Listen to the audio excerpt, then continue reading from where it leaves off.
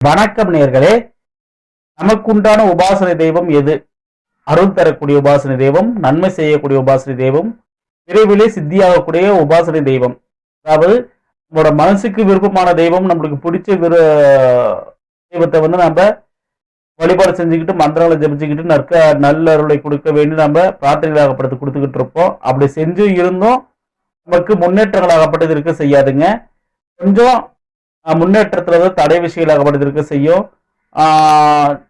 John ஏர்னா முளம் சறுக்கும்னு வாங்க பார்த்தீங்களா, அந்த பழமொழிக்கு ஏற்ப கொஞ்சம் அப்படியே மூமெண்ட் கொஞ்சம் கொஞ்சமா தெரிய மாதிரியே இருக்கும். ஆனா சடாஞ்சத்தை பின்தங்கி வந்துடும்.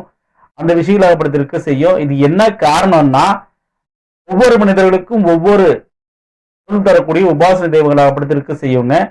அந்த உபாசனை தெய்வம் எது என்ன ஏதுன்னு தெரிஞ்சு அந்த தெய்வத்துக்கு நம்ம வழிபாடு செஞ்சு, நம்ம எத்தனை தெய்வங்களை வழிபாடு செஞ்சாலும் நமக்கு உண்டான உபாசனை தெய்வம் எதுன்னு சொல்லி தெரிஞ்சு அதுக்கு நம்ம தனிப்பட்ட ஒரு பூஜைகளை நம்ம செஞ்சுக்கிட்டு வந்தோமா மட்டும்தான் வாழ்க்கையாகப்பட்டது முன்னேற செய்யுங்க. சரியா? அந்த உபாசனை தெய்வத்தை எப்படி நம்ம தெரிஞ்சுக்கிறது, நமக்கு தெரியாது எப்படி பண்றது செய்யறதுன்னு சொல்லிட்டுன்னு உங்களுக்கு தெய்வத்தை தெரிஞ்சு உபாசனை செய்யறதுக்கு விருப்பமா இருக்கக்கூடியவங்க நம்மளை தொடர்பு கொள்ளுங்க. உங்களுக்கான தெய்வத்தை நான் கண்டுபிடிச்சு கொடுத்து உங்களை நல்வழிப்படுத்துறதுக்கான ஒரு அனுகிரகத்தை தெய்வத்து மூலியமா ஏற்படுத்தி கொடுக்கலாம். சரிங்களா? தேவைப்படக்கூடியவங்க தாராளமா தொடர்பு கொள்ளுங்க. உங்களுக்கான தெய்வத்தை விரைவிலே கண்டுபிடிச்சு கொடுத்துடலாம். சரிங்களா? மீண்டும் ஒரு நல்ல தோப்பு சந்திக்கின்றேன். நன்றி, வணக்கம்.